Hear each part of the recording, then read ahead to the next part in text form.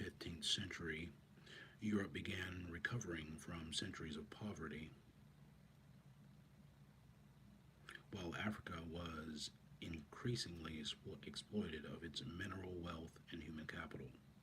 As millions of Africans were being kidnapped and sold into slavery around the world, slavery became a simple mechanism by which the wealth of Africa and blacks could be transferred to Europe.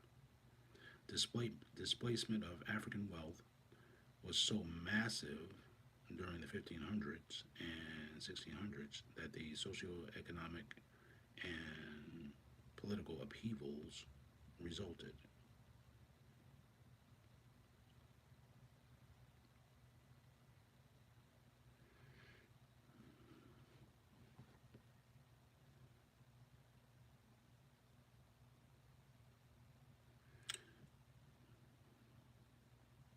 Northwestern European nations won the competition against Southern European nations to determine which would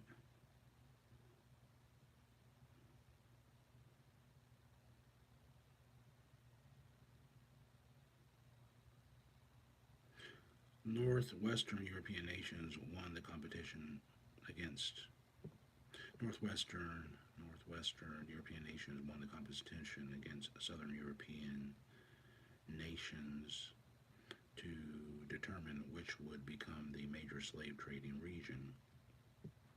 Southern European banks were the first to feel the effects of the influx of new European wealth. Banking and commerce activity in Western Europe caused a lending and investing revolution that resulted in the relocation of the international banking center from the Mediterranean area to Western Europe. The old mercantile economic principles eventually evolved into the basic economic principles of modern capitalism and political doctrines. With their newly acquired wealth, the major goal of European nations was to accumulate large amounts of gold and other precious metals. Most European nations needed to replenish their depleted gold reserves. Their depleted, their,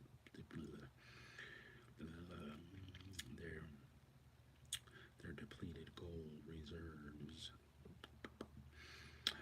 Further, Europeans wanted access to raw materials, especially gold and silver, because of their unusual value and rarity. The amount of gold and silver owned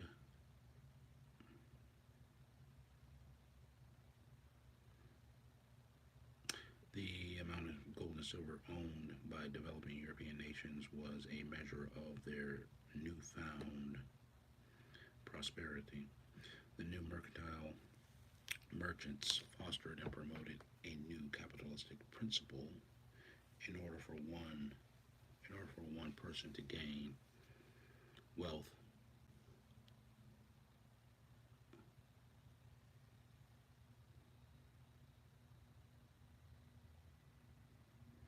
In order for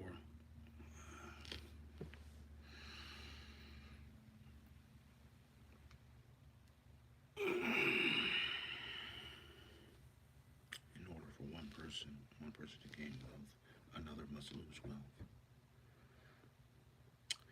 The new mercantile merchants fostered and promoted a new capitalistic principle. In order for one to gain wealth, another must lose wealth.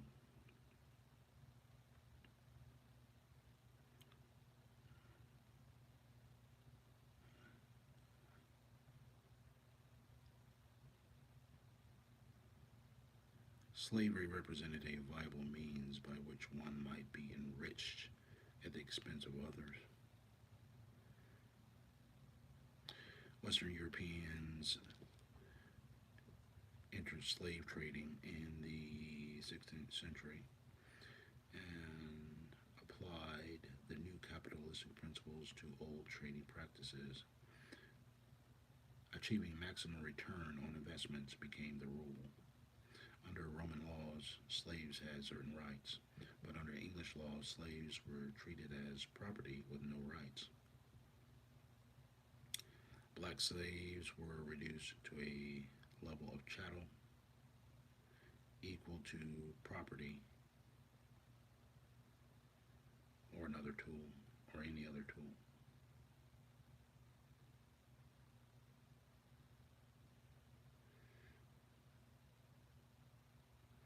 To achieve maximum return on their investments, black slaves were to be worked to death during their prime years, in order to recapture the investment as early as possible, because old black slaves had no value.